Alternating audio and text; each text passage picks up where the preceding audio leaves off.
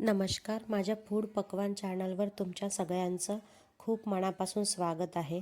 आज मी बनवणार आहे आंबाडीची भाजी, जी की मी पारंपरिक पद्धतीने बनवणार आहे. ही आहे आंबाडीची भाजी. हिला महाराष्ट्रात आंबाडीची भाजी म्हणतात, स्पेशली नागपूर साईडला. तुमच्याकडे या भाजीला काय म्हणतात मला कमेंट करून सांगा. ही भाजी मी स्वच्छ धुवून निवडून घेतलेली आहे. ही भाजी चवीला खूप आंबट असते, म्हणून हिला आंबाडीची भाजी म्हणतात. या आंबाडीच्या झाडाला लाल कलरचे फुलं असतात. त्या फुलांची देखील चटणी खूप छान लागते. आंबट गोड अशी चटणी तयार होते.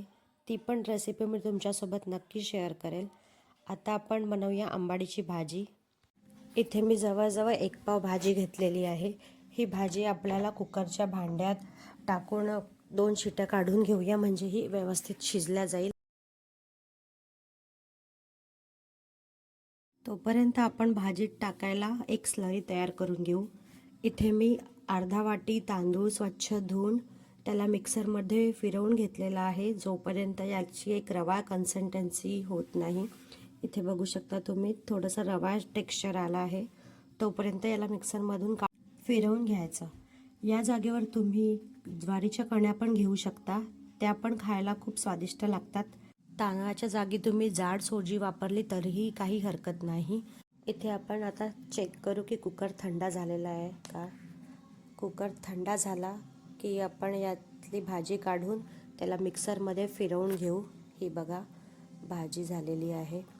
भाजी होताना मी त्यात 1 हिरवी मिरची पण टाकलेली होती. आता आपण याला मिक्सरच्या भांड्यामध्ये काढून वाटून घेऊया. एक याचा स्मूथ असा पेस्ट तयार करू. वाटताना आपण यातलं पाणी चाळून घेऊ, नाहीतर भाजी खूप प्रचंड आंबट होईल, कारण हे पाणी आंबट असतं. तुम्हाला जर जास्त आंबट खायची सवय असेल तर तुम्ही वापरू शकता.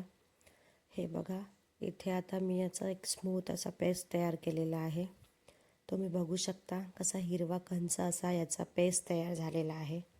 आता आपण याला फोडणी देऊया. फोडणीसाठी थोडे बेसिकच मसाले यूज करते. यात कांदे वापरायची अजिबात गरज नाही. राई, जिरं, कढीपत्ता, वाळलेल्या मेथ्या, सुकी लाल मिर्च आणि 5-6 लसूण पाकळ्या. या लसणाला आता आपण छान ठेचून घेऊया. ठेचलेला लसूण वापरला तर अजून टेस्ट त्याची वाढते. याऐवजी तुम्ही आलं लसणचा पेस्ट वापरला तरी काही हरकत नाही, पण मी इथे ठेचलेला लसूण वापरते. चला मग फोडणीची तयारी करू. प्रथम मी गॅसवर कढईत एक तेल तापवून घेते. तेल चांगलं कडकडीत झालं की त्यात आपण घालूया राई, थोडंसं जिरं. राई जिरं तडतडलं की त्यात आपण टाकूया मेथीदाणे, नंतर एक सुकी लाल मिर्च.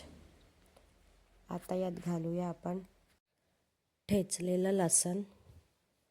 लसणाला चांगलं गोल्डन ब्राऊन होतपर्यंत परतून घेऊ. त्यानंतर कढीपत्ता. लसणाचा कलर चेंज झाला की आपण त्यात घालणार आहोत हळद पावडर, थोडंसं धणेपूड, नंतर घालूया आपण लाल तिखट. हे जळू नये म्हणून त्यात आपण थोडंसं पाणी घालून याला शिजवून घेऊया, म्हणजे की मसाले चांगले शिजल्या जाईल. पाणी जास्त नको, एकदम थोडंसं घालू. मग घालूया आपण यात चवीपुरतं मीठ. मीठ घातलं की आपण यात आता भाजी सोडूया. हे बघा, भाजी पूर्ण सोडून त्याला चांगलं एकजीव करू. एकजीव झाली भाजी की त्याला झाकून एक वाफ येऊ देऊ. भाजीचा रंग पण खूप सुरेख दिसतो. बघा, आता मी तुम्हाला ओपन करून दाखवते. हे बघा, भाजीला एक उकळी आलेली आहे. आता आपण यात थोडंसं पाणी घालूया. अर्थातच आपल्या गृहिणींची सवय काही वेळेस जाऊ द्यायचं नाही, म्हणून मी पण इथे मिक्सरच्या भांड्यात थोडं पाणी घालून तेच पाणी यात ॲड केलेलं आहे. आता आपण यात टाकूया आपण वाटून घेतलेला तांदूळ. तो चांगला मिक्स करून घेऊ. हे वाटण टाकल्यामुळे भाजीला एक दाटसरपणा येतो. या भाजीला आता आपण पाणी टाकून शिजवून घेऊया. जोपर्यंत आपण टाकलेला तांदूळ शिजत नाही तोपर्यंत याला आपण उकळ काढून घेऊ. इथे बघू शकता तुम्ही आपली भाजी चांगलेली उकळलेली आहे. हे बघा मी तुम्हाला दाखवते. तुम्ही बघू शकता किती दाटसरपणा आलेला आहे भाजीला. वाटलेला तांदूळ पण पूर्णपणे शिजून गेलेला आहे. हे बघा इथे दिसतंय. आता आपण गरमागरम सर्व करूया.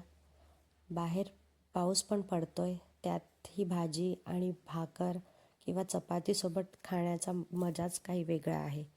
एकदा ट्राय करा, नक्की तुम्हाला आवडेल.